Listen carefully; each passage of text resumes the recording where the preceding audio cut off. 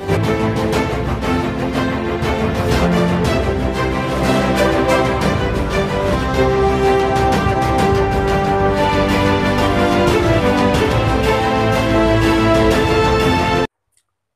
kembali dengan saya, Sam, teolog Protestan Karismatik. Kiranya kasih karunia damai sejahtera dari Allah Bapa dan Tuhan kita Yesus Kristus dan persekutuan Roh Kudus menyertai kita sekalian. Pada kesempatan ini saya akan bahas tentang apologetika dan keharusan apologetika Kristen. Mendengar kata apologetik, beberapa orang langsung saja mengaitkannya dengan perdebatan yang bersifat intelektual dan rasional.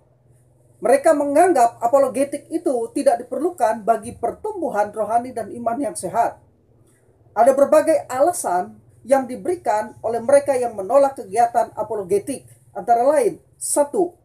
Apologetik dianggap sebagai kegiatan perdebatan. Bagi beberapa orang, perdebatan atau perang argumentasi itu adalah dosa. Menurut mereka, perdebatan bertentangan dengan kasih Kristiani dan ajaran Alkitab. Mereka yang menganggap apologetik identik dengan perdebatan biasanya memilih atau mengambil sikap menghindari dan menolak apologetik. 2. Apologetik dianggap sebagai kegiatan yang memerlukan kemampuan dan keahlian khusus, sehingga bagi kebanyakan orang apologetik terdengar begitu sulit, sangat rasional dan intelektual, sehingga hanya dapat dilakukan oleh orang-orang tertentu saja. Karena itu lebih baik mereka memilih berdiam. 3. Apologetik dianggap bersifat teoritik ketimbang praktik. Beberapa orang telah mempertentangkan antara teori dan praktik. Mereka menilai bahwa apologetik tidak lebih dari percakapan teoritik abstrak yang tidak berhubungan langsung dengan realita dan kehidupan nyata. 4. Apologetik dianggap sebagai kegiatan yang bersifat defensif. Apologetik secara harfiah berarti pembelaan. Dengan demikian, kata mereka, apologetik hanya sebagai kegiatan pembelaan dan bukan merupakan keharusan untuk melakukannya. Benarkah demikian? Pemahaman yang tidak tepat terhadap apologetik seperti yang disebutkan di atas telah mengakibatkan sikap negatif dan skeptik terhadap kegiatan ini. Karena itu, perlu bagi kita untuk memiliki pengertian dan pemahaman yang benar tentang hal ini. Pertama, kita akan melihat pengertian apologetik. Kata Yunani apologia digunakan di dalam Alkitab sebanyak 8 kali. Di dalam Kisah Para Rasul 22 ayat 1, Kisah Rasul 25 ayat 16, 1 Korintus 9 ayat 3, 2 Korintus 7 ayat 11, Filipi 1 ayat 7 dan 16, 2 Timotius 4 ayat 16, 1 Petrus 3 ayat yang ke-15. Sedangkan kata kerja apologeomai muncul sebanyak 10 kali dalam Lukas 12 ayat 11, Lukas 21 ayat 14, Kisah Para Rasul pasal 19 ayat 33, pasal 24 ayat 10, pasal 25 ayat 8, pasal 26 ayat 1, 2 dan ayat 24, Roma pasal 2 ayat 15, 2 Korintus 12 ayat yang ke-19. Para teolog pada umumnya mendefinisikan apologetik berdasarkan ayat kitab suci yang terdapat dalam 1 Petrus pasal 3 ayat 15 sampai 16. Di situ Rasul Petrus mengatakan, "Tetapi kuduskanlah Kristus di dalam hatimu sebagai Tuhan, dan siap sedialah pada segala waktu untuk memberikan pertanggungjawab kepada tiap-tiap orang yang meminta pertanggungjawab dari kamu tentang pengharapan yang ada padamu. Tetapi haruslah dengan lemah lembut dan hormat, dan dengan hati nurani yang murni, supaya mereka yang memfitnah kamu karena hidupmu yang saleh dalam Kristus menjadi malu karena fitnah mereka itu." Frase memberikan pertanggungjawaban dalam ayat di atas adalah terjemahan dari kata Yunani apologia yang berarti pembelaan atau jawaban. Dari kata apologia ini kita mendapatkan kata-kata turunan seperti apology, apologis, dan apologetic. Richard Pratt menyebutkan bahwa suatu apologia artinya pembelaan yang diberikan, dan apologetika adalah suatu studi yang mempelajari langsung bagaimana mengembangkan dan menggunakan pembelaan. Jadi pada dasarnya apologetik itu adalah berbicara untuk mempertahankan dan memberikan jawaban, sedangkan apologetika adalah suatu studi yang mempelajari bagaimana agar dapat mempertahankan dan memberikan jawaban yang memadai. Atau seperti yang dikatakan oleh R.C. Sproul, Perhatian utama dari tugas atau ilmu apologetik Kristen ialah menyediakan pembelaan terhadap kebenaran yang diklaim oleh iman secara intelektual. Berdasarkan penjelasan di atas, maka apologetika Kristen dapat diartikan sebagai suatu studi untuk memperlengkapi orang Kristen sehingga mampu memberikan penjelasan yang memadai mengenai iman mereka di dalam Kristus dan mempelajari bagaimana caranya membagikannya dengan orang lain serta bagaimana mempertahankannya dari serangan. Sedangkan apologetik adalah menjelaskan apa yang dipercayai dan mengapa mempercayai. Nah, walaupun setiap orang Kristen tidak harus menjadi ahli dalam apologetik, tetapi berdasarkan 1 Petrus 3 ayat yang ke-15 sampai ayat yang ke-16, sebenarnya setiap orang Kristen harus mampu mempertanggungjawabkan imannya. Sekali lagi, setiap orang Kristen harus mampu mempertanggungjawabkan imannya, memberi penjelasan yang memadai mengenai iman mereka, apa yang mereka percayai di dalam Kristus. Sekarang kita akan melihat metode apologetik. Ada berbagai metode di dalam berapologetik Kristen. Tetapi pada umumnya ada dua metode utama, yaitu metode pembuktian dan metode presuposisi. Metode-metode lainnya merupakan variasi dari kedua metode ini. Pertama, apologetik dengan metode pembuktian adalah upaya untuk menyajikan atau memberikan bukti-bukti bahwa cara pandang teisme itu benar dengan menggunakan pendekatan teologi natural. Kemudian dilanjutkan dengan memaparkan bukti-bukti bahwa apa yang dikatakan Alkitab itu benar adanya. Apologetik pembuktian ini juga dikenali dengan apologetik klasik. Tokoh-tokoh apologetik pembuktian antara lain Josh McDowell, Paul Little, R.C. Sproul, Norman Geisler, William Lane Craig, Clark Pinnock, Wolfgang Pannenbeck, Jerry Herbemes, dan Stephen Depis. 2. Apologetik dengan metode presuposisi adalah konfrontasi terhadap asumsi-asumsi, prasangka-prasangka, dan cara pandang anti-Kristen dan membuktikannya salah dengan mempresuposisikan kebenaran Kristen sebagai titik awal. Jadi, Allah dalam Alkitab bukan hanya dianggap sebagai konklusi, tetapi juga awal dan kerangka berpikir. Apologetik preposisi ini dikenal juga dengan sebutan apologetik anggapan. Tokoh-tokoh apologetik presuposisi ini antara lain Cornelius Pentil, Gordon Clark, John Prine, dan Edgar Power. Para teolog dan apologet Kristen berbeda pendapat satu dengan lainnya tentang jenis argumen yang dapat digunakan maupun cara menanggapi orang-orang. Mereka sering berdebat soal metode mana yang paling efektif. Nah, isu ini terkait dengan apa yang disebut sebagai epistemologi, yaitu cara mencapai sebuah kebenaran melalui pembuktian. Nah, orang Kristen dapat menggunakan kedua metode tersebut sesuai situasi dan tergantung kepada jenis orang yang dihadapi.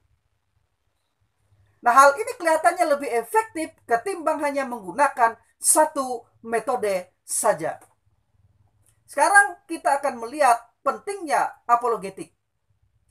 Apologetik Kristen merupakan cara menyajikan pembelaan yang masuk akal tentang iman dan kebenaran Kristen kepada orang-orang yang tidak setuju. Seperti apa yang Rasul Paulus katakan. Karena senjata kami dalam perjuangan bukanlah senjata duniawi, melainkan senjata yang diperlengkapi dengan kuasa Allah yang sanggup untuk meruntuhkan benteng-benteng. Kami mematahkan setiap siasat orang dan merubuhkan setiap kubu yang dibangun oleh keangkuhan manusia untuk menentang pengenalan akan Allah. Kami menawan segala pikiran dan menaklukkannya kepada Kristus. 2 Korintus pasal 10 ayat 4 dan 5.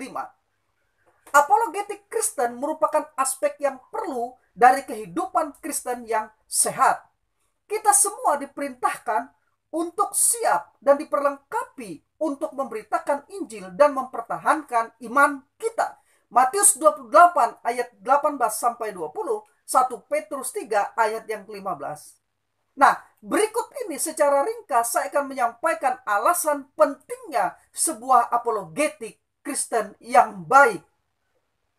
Pertama, apologetik sebagai pembelaan dan penyerangan. Apologetik bukanlah semata-mata pembelaan atau defensif, melainkan juga sebuah serangan atau ofensif terhadap pikiran dan perbuatan orang yang tidak percaya atau skeptis. Secara defensif, apologetik bertujuan untuk menyingkirkan halangan untuk orang menjadi percaya. Banyak orang menolak untuk percaya karena mereka mengalami kesulitan seperti masalah kejahatan dan penderitaan, masalah inkarnasi atau kebangkitan, dan ketidakmungkinan adanya mujizat misalnya. Di sini apologetik berperan menawarkan bukti dan argumen kepada orang agar mereka bisa percaya. Namun semua usaha untuk memberikan bukti dan argumen apologetik Kristen tidak akan menjadi klimaks ketika kita hanya berhenti pada taraf membuktikan kebenaran-kebenaran Kristen tanpa melanjutkannya dengan memperlihatkan defisiensi pandangan orang-orang non-Kristen. Karena itu di satu sisi Petrus memerintahkan agar kita selalu bersiap sedia untuk memberikan pertanggungjawaban iman dari mereka yang memintanya, 1 Petrus 3 ayat 5. Sementara itu di sisi lain Paulus juga menandaskan, kami mematahkan setiap siasat orang dan merubuhkan setiap kubu yang dibangun oleh keangkuhan manusia untuk menentang pengenalan akan Allah. Kami menawan segala pikiran dan menaklukkannya kepada Kristus. 2 Korintus 10 ayat 5. Jadi apologetik di sini adalah sebagai pembelaan dan juga penyerangan. Yang dimaksud dengan penyerangan di sini bukan berarti sikap buruk, mengucapkan kata-kata kotor, tindakan yang sembrono atau kasar, tidak. Melainkan sesuai dengan cara yang ditetapkan. Sikap yang buruk dan kasar dalam apologetik merupakan sikap yang keliru. Karena apologetik menurut Alkitab harus dilakukan dengan lemah lembut dan hormat dan dengan hati nurani yang murni. 1 Petrus 3 ayat 15-16. Nah, sebagai analogi, kita dapat memakai contoh dalam bidang olahraga tinju. Seorang petinju yang baik tidak hanya bertahan atau defensif terhadap serangan lawan, tetapi juga melakukan serangan ofensif kepada lawan. Petinju yang baik tidak akan menyerang lawan dengan cara-cara sembarangan dan tidak sportif, melainkan melakukannya sesuai dengan peraturan yang ditetapkan untuk jenis olahraga tinju tersebut. Begitu juga dengan apologetik yang baik. Tidak hanya pembelaan tetapi juga penyerangan. Serangan merupakan fungsi utama apologetik. Karena itu pembelaan terbaik adalah serangan terbaik. Kedua, apologetik sebagai kegiatan iman dan akal. Beberapa orang telah mengkontraskan antara iman dan akal. Kekristenan seharusnya menempatkan iman dan akal bukan sebagai dua hal yang bertentangan. Rasio dan iman tidak perlu dikontraskan atau kontradiktif. Bandingkan Ibrani 11 ayat 17 dan 19. Yang perlu kita tolak adalah rasionalisme, bukan rasionalitas. Mengapa? Karena rasionalisme adalah faham atau filsafat yang sangat meninggikan rasio, menjadikan akal sebagai penentu kebenaran dan bukan Allah ataupun Alkitab. Rasionalisme menganggap bahwa segala sesuatu harus dinilai berdasarkan rasio, dan jika suatu kebenaran tidak dapat dicerna oleh rasio, maka itu tidak dapat disebut kebenaran. Dengan demikian dalam rasionalisme, segala sesuatu, segala hal yang bersifat supranatural dianggap bukan kebenaran dan dianggap tidak ada. Termasuk mujizat Allah dan pekerjaan Roh Kudus masa lalu dan masa kini yang tidak dapat dicerna oleh akal. Sebagai seorang Kristen, kita harus logis dalam pemikiran, menaruh perhatian dengan berpegang pada kebenaran yang sungguh-sungguh, bukan yang salah, terutama mengenai Tuhan dan apa yang dikatakannya di dalam Alkitab. Jadi sebenarnya kekristenan bukanlah anti rasional, tetapi menolak rasionalisme yang menjadikan akal sebagai penentu kebenaran. Karena itu di dalam apologetik yang harus diingat adalah bahwa iman dan akal sedang menghadapi musuh-musuh yang sama. Mereka yang mendiskreditkan apologetik sebagai bersifat intelektual dan rasional yang berlebihan harus menyadari bahwa dalam kehidupan kita sehari-hari, kita tidak pernah bisa menghindari proses berpikir atau rasional. Karena itu pada dasarnya kita tidak bisa menghindari apologetik. Tetapi yang dapat kita lakukan adalah melakukannya dengan cara yang baik. Harus diingat bahwa dalam apologetik yang kita lawan bukanlah orangnya, melainkan hati, pikiran, ide-ide, ketidakpercayaannya. Karena sasaran apologetik bukanlah kemenangan, melainkan kebenaran. Ketiga, apologetik sebagai bukti iman yang bertanggung jawab. Rasul Petrus memerintahkan agar kita siap sedialah pada segala waktu untuk memberikan pertanggung jawab kepada tiap-tiap orang yang meminta pertanggung jawab dari kamu tentang pengharapan yang ada padamu.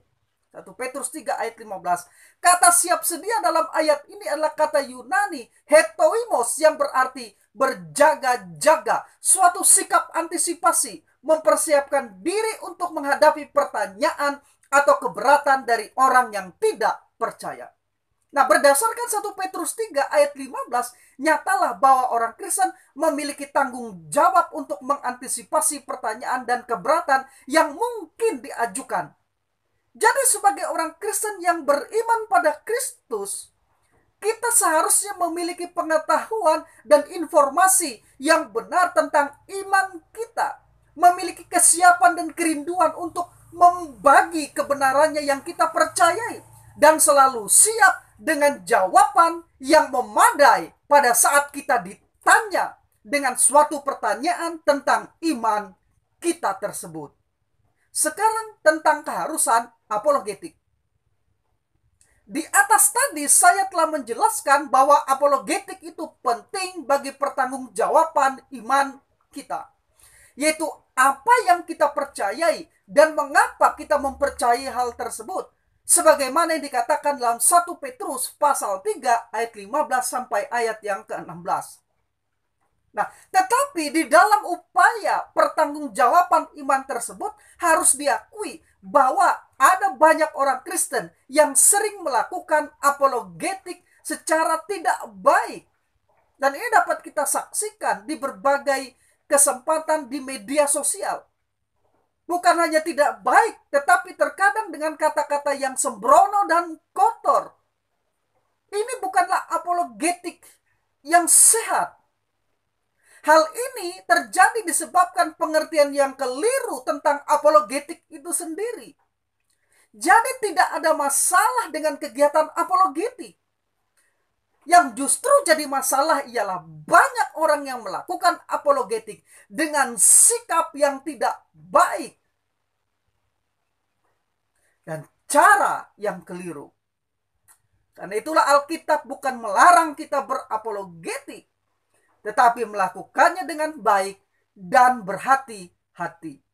Petrus mengingatkan dengan lemah lembut, penuh hormat dan hati nurani yang murni. 1 Petrus 3 ayat 15 sampai 16. Sementara itu Paulus mengatakan dengan kata-kata yang penuh kasih dan tidak hambar. Kolose 4 ayat 5 dan 6.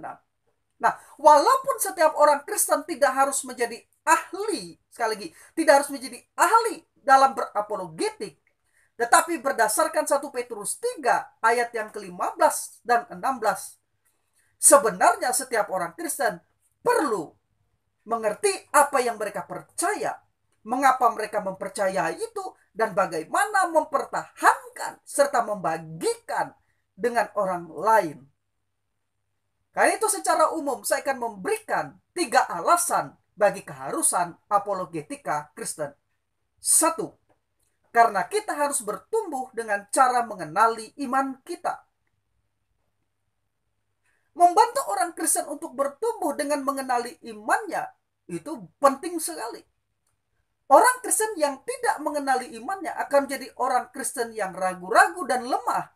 Karena itu, setiap orang Kristen seharusnya bersedia untuk diperlengkapi dan diperkuat dalam iman, sehingga lebih baik, efektif untuk melayani dan memenangkan orang bagi Kristus.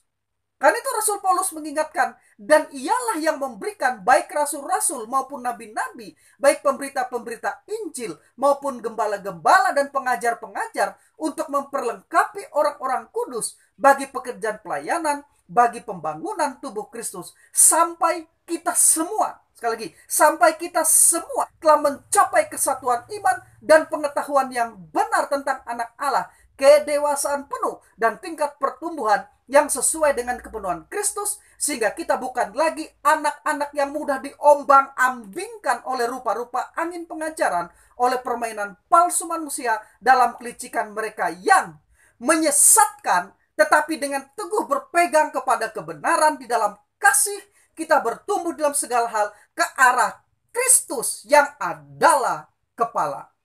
Efesus 4 ayat 11 sampai 15. 2. Karena kita diperintahkan untuk mempertahankan iman kita. Sebagai orang Kristen, kita diperintahkan untuk siap sedia memberikan pertanggungjawaban iman atau pengharapan kita di dalam Kristus. Nah, kemampuan mempertahankan iman kita akan membuat pelayanan dan misi menjangkau jiwa bagi Kristus akan menjadi lebih baik dan lebih efektif. Tentu saja kita harus bergantung kepada Roh Kudus dan kuasanya. Tetapi ini tidak berarti bahwa kita harus mengabaikan untuk melatih diri kita, untuk menyiapkan diri kita. Karena Roh Kudus dan intelektualitas kita sebagai seorang Kristen yang beriman harus berjalan bersama-sama dalam upaya yang efektif untuk menjangkau dan memenangkan jiwa. Rasul Petrus mengatakan, tetapi kuduskanlah Kristus di dalam hatimu sebagai Tuhan. Dan siap sedialah pada segala waktu untuk memberikan pertanggungjawaban kepada tiap-tiap orang yang meminta pertanggungjawab dari kamu tentang pengharapan yang ada padamu. Tetapi haruslah dengan lemah lembut dan hormat dan dengan hati nurani yang murni. Supaya mereka yang memfitnah kamu karena hidupmu yang salah dalam Kristus menjadi malu karena fitnah mereka itu. 1 Petrus 3 ayat 15-16. Ayat ini berulang-ulang saya bacakan, ulang-ulang saya ingatkan.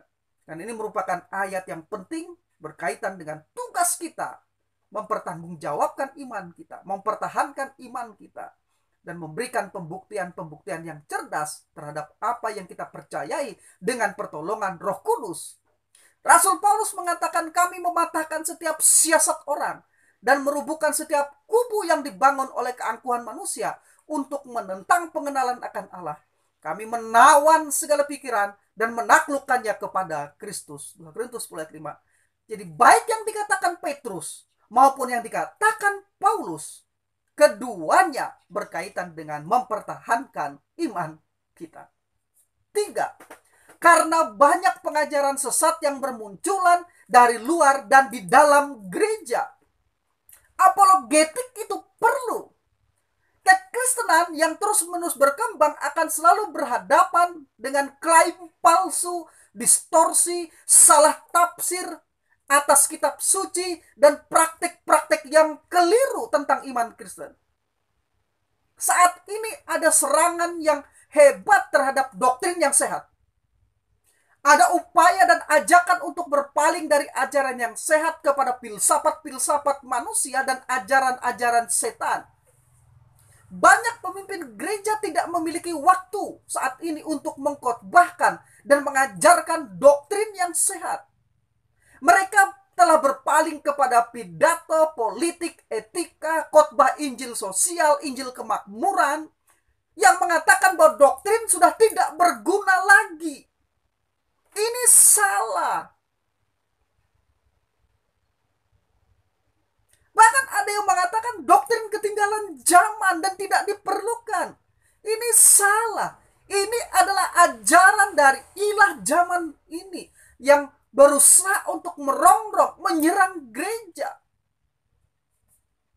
Karena itu Rasul Paulus mengingatkan, karena akan datang waktunya orang tidak dapat lagi menerima ajaran sehat, tetapi mereka akan mengumpulkan guru-guru menurut kehendaknya untuk memuaskan keinginan telinganya.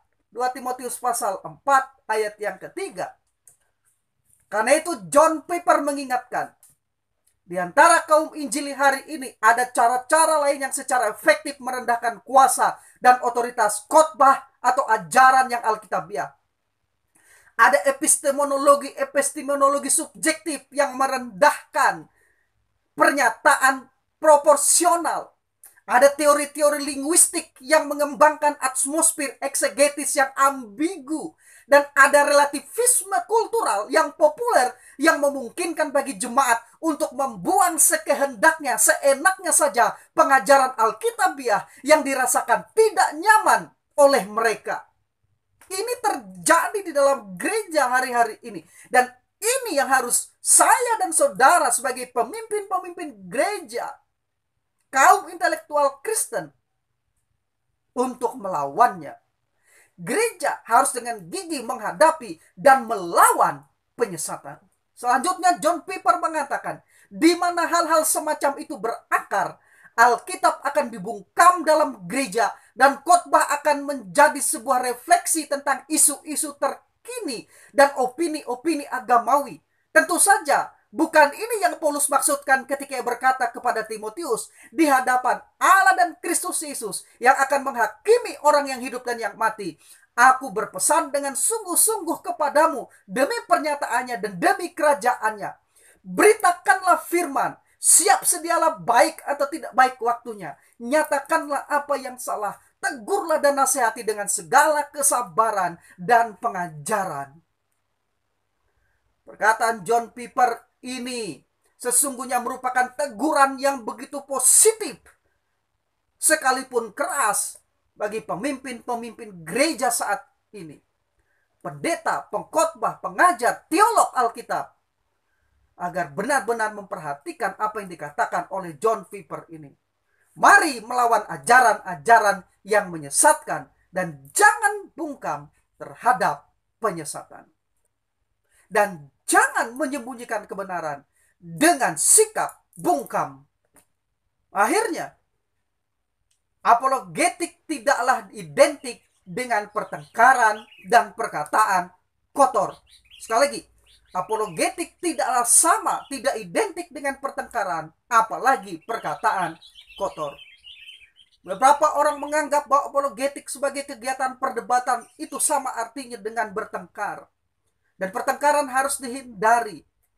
Saya sepakat bahwa ada banyak ayat Alkitab yang melarang orang Kristen untuk bertengkar dan membuang pertengkaran. Misalnya, Efesus 4 ayat 29-31. Janganlah ada perkataan kotor keluar dari mulutmu, tetapi pakailah perkataan yang baik untuk membangun di mana perlu, supaya mereka yang mendengarnya beroleh kasih karunia. Dan janganlah kamu mendukakan Roh Kudus Allah yang telah memeteraikan kamu menjelang hari penyelamatan. Segala kepahitan, kegeraman, kemarahan, pertikaian, dan fitnah hendaklah dibuang dari antara kamu, demikian pula segala kejahatan. Lanjutnya Kolose 3 ayat 1 dan 2. Ingatkanlah mereka supaya mereka tunduk pada pemerintah dan orang-orang yang berkuasa, taat dan siap untuk melakukan setiap pekerjaan yang baik. Janganlah mereka memfitnah, janganlah mereka bertengkar, hendaklah mereka selalu ramah dan bersikap lemah lembut terhadap semua orang. 2 Timotius 2 ayat 23, hindarilah soal-soal yang dicari-cari, yang bodoh dan tidak layak. Engkau tahu bahwa soal-soal itu menimbulkan pertengkaran, sedangkan seorang hamba Tuhan tidak boleh bertengkar, tetapi harus ramah terhadap semua orang. Ia harus cakap mengajar, sabar dengan lemah lembut, dapat menuntun orang yang suka melawan. Sebab mungkin Tuhan memberikan kesempatan kepada mereka untuk bertobat dan memimpin mereka sehingga mereka mengenal kebenaran. Dan dengan demikian mereka menjadi sadar kembali karena terlepas dari jerat iblis yang telah mengikat mereka pada kehendaknya. Jadi saya sepakat bahwa orang Kristen tidak boleh bertengkar. Dan pertengkaran itu harus dihindari karena pertengkaran itu bukan hanya menyakiti hati sesama, tetapi juga mendukakan Roh Kudus. Saya setuju, saya sepakat. Namun masalahnya adalah perdebatan dalam apologetika bukanlah pertengkaran, tetapi dalam rangka mempertanggungjawabkan dan mempertahankan iman. Beberapa orang bahkan keliru ketika menyamakan perdebatan dengan menghakimi. Lebih jauh lagi, beberapa orang menggunakan Matius 7 ayat 1, yaitu perkataan Yesus. Janganlah kamu menghakimi supaya kamu tidak dihakimi. Jadi orang melarang berdebat dengan menggunakan ayat itu. Berdebat dalam pengertian mempertahankan dan membela iman. Saya tidak setuju kalau berdebat dalam pengertian bertengkar, tidak. Tapi berdebat dalam pengertian membela, mempertahankan iman kita sebagai bentuk pertanggungjawaban. Itu adalah keharusan. Mereka yang menyamakan perdebatan apologetik dengan menghakimi, justru biasanya akan mengambil langkah menghindari perdebatan, bahkan terkadang justru kompromi terhadap ketidakbenaran dan kesalahan. Jadi kadang-kadang orang bersembunyi di ayat jangan kamu menghakimi supaya kamu tidak dihakimi ini. Bukan karena mereka tidak ingin bertengkar, tetapi karena sebenarnya mereka lebih suka kompromi terhadap ketidakbenaran dan kesalahan. Perlu diketahui, sebenarnya Yesus bukan melarang untuk menghakimi, tapi yang dilarang oleh Yesus adalah menghakimi dengan standar yang subjektif dan keliru, bukan berdasarkan kebenaran. Yesus sendiri mengatakan, janganlah menghakimi menurut apa yang nampak, tetapi hakimilah dengan adil. Yohanes 7 ayat 24. Nah, justru dalam banyak kesempatan kita melihat di dalam Alkitab bahwa Yesus mengkritik dalam konteks berpolemik dengan orang-orang Farisi, Saduki, imam-imam, dan tua-tua agama. Dalam konteks polemik, Yesus juga bertanya dan memberi jawab kepada orang Farisi. Misalnya, jawab Yesus, tidakkah kamu baca Matius 19 ayat 4? Dan kepada imam-imam dan tua-tua, tidak pernahkah kamu membaca nas ini? Dalam Markus 12 ayat 10. Kepada orang-orang Saduki yang tidak percaya kepada kebangkitan, Yesus mengajukan pertanyaan. Dan juga tentang kebangkitan orang-orang mati, tidakkah kamu baca dalam kitab Musa? Dalam cerita tentang semak duri, bagaimana bunyi firman Allah kepadanya, akulah Allah Abraham, Allah Ishak, dan Allah Yakub. Ya, bukanlah Allah orang mati, melainkan Allah orang hidup. Kamu benar-benar sesat, kata Yesus kepada orang Saduki. Di dalam Markus 12 ayat 26 dan 27. Nah, dalam suatu diskusi dengan ahli Taurat, pada kesempatan lainnya Yesus bertanya. Jawab Yesus kepadanya, apa yang tertulis dalam hukum Taurat? Apa yang kau baca di sana? Jawab orang itu, kasihlah Tuhan Allahmu dengan segenap hatimu dan dengan segenap jiwamu dan dengan segenap kekuatanmu dan dengan segenap akal budimu, dan kasihlah sesamamu manusia seperti dirimu sendiri. Kata Yesus kepadanya, jawabanmu itu benar, perbuatlah demikian maka engkau akan hidup. Lukas 16. Jadi Yesus mengkritik dan dia berpolemik berdasarkan kebenaran. Menyatakan kebenaran, menghidupkan kembali kebenaran. Kebenaran yang disembunyikan oleh orang-orang Farisi karena mereka lebih mengedepankan tradisi ketimbang kebenaran itu sendiri. Dari bagian-bagian Injil yang sudah saya kutip di atas, kita melihat bahwa semasa hidupnya, kita melihat dalam banyak kesempatan Yesus tidak hanya mengajar, tetapi juga berdebat dengan cerdas berdasarkan kebenaran dengan imam-imam, ahli Taurat, pemuka-pemuka agama pada saat itu. Ia bahkan dikelilingi oleh murid-murid yang berdebat tentang kitab suci dan penafsirannya dengan rabi-rabi dan ahli-ahli Taurat masa itu. Jadi bukan perdebatan cerdas tentang kebenaran yang dilarang, tetapi pertengkaran dengan perkataan kotor, sembrono, yang sia-sia. Tetapi dalam konteks epistemologi, yaitu pencarian dan pembuktian kebenaran, orang Kristen boleh berdebat dalam rangka mempertahankan dan mempertanggungjawabkan imannya. Saya Sam, teolog Protestan karismatik.